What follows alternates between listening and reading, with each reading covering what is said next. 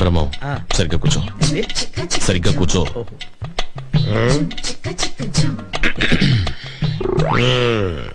పెళ్లి కూతుర్ని పిలిపించమంటావా? పిలిపించమంటాడు బావా, అందుకే వచ్చింది. పిలిపించు. అమ్మాయిని ఒకసారి పిలిపించండి. కూర్చోండి, పిల్ల తండ్రి నేను ఉన్నానుగా, పిలుస్తాను. అమ్మా, రాజన్న వచ్చినాడు, పెళ్లి కొడుకు రాంబ్రహ్మ వచ్చినాడు, వాళ్ళ సైడ్ బంధువులు అందరూ వచ్చినారు. ఒక్కసారి వచ్చిపోమ్మా మెరుపుతీగా. బావా, పెళ్లి కూతురు నిన్ను చూసావా? నువ్వు చూడలేదా? లేదు, వచ్చి శర్మని గడిపోయినట్టుంది కానీ పిల్ల కనపడలా. మా వాడు అమ్మాయిని సరిగ్గా చూడలేదంట, మళ్ళీ ఒకసారి రమ్మంటారా? అట్టాగా. అమ్మా, రాజన్న వచ్చినాడు, పెళ్లి కొడుకు రాంబ్రహ్మ వచ్చినాడు, వాళ్ళ సైడ్ బంధువులు అందరూ వచ్చినారు.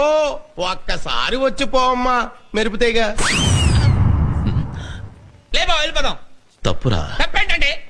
ఇందాక చీర కనపడింది, ఇప్పుడు అసలు ఏమీ కనపడలా. ఏమి చూడకుండా పెళ్లి చేసుకుంటావా? పిల్లకి కొంచెం సిగ్గెక్కువ, తుర్రుమంటది, అందుకే మెరుపుతీగని పేరు పెట్టిన. మీరు ఏ పేరు పెట్టుకుంటే మాకెందుకండి? పెళ్లి చూపులు అన్న తర్వాత ఆ పిల్ల ఎదురుగా కూర్చొని నేను కూర్చొని లుక్స్ మాత్రం మాట్లాడుకోవాలి కదా.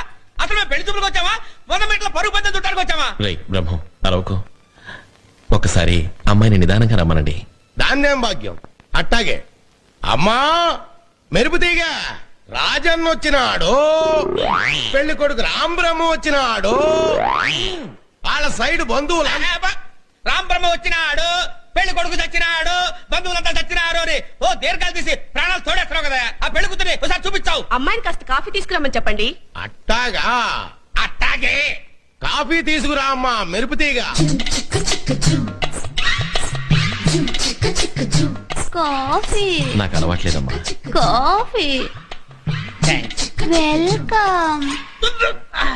కాలిందా?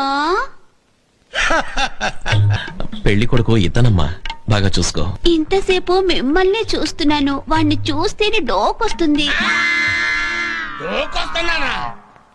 ఈ జన్మలో నాకు పెళ్లి కాదయ్యో.